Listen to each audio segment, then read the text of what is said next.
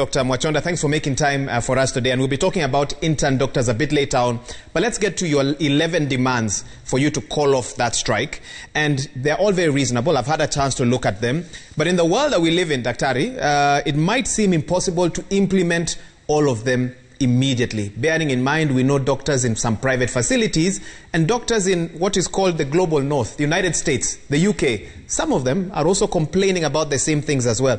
Does that concern you, that your 11 demands might not be achievable at this time immediately? Thank you, Wahiga.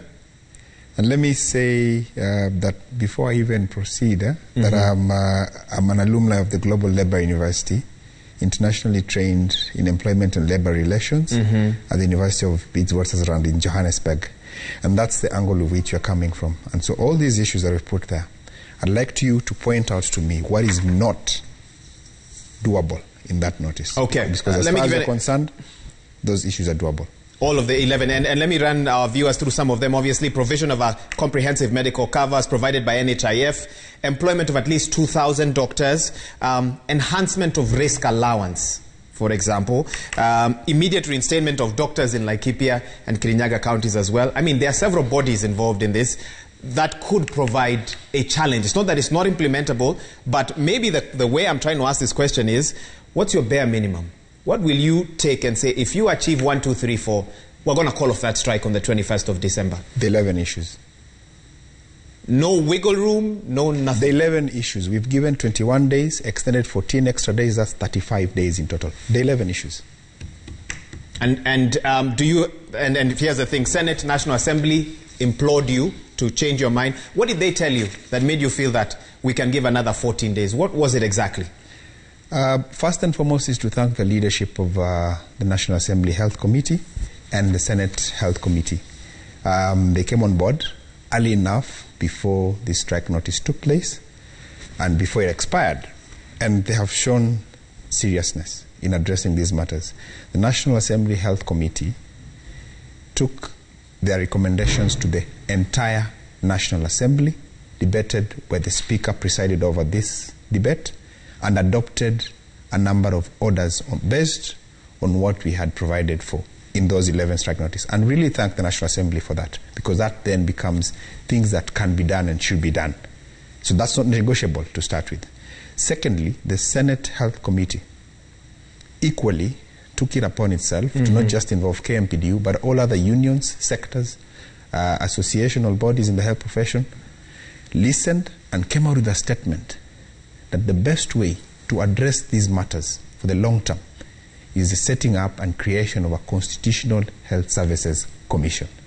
Those two statements by the legislature arm of government are evidence enough that, one, these issues are real, the grievances are not imagined, and these are doable. And the timelines given by the National Assembly Health Committee, 7 to 14 days maximum. And that is one of the reasons why we extended.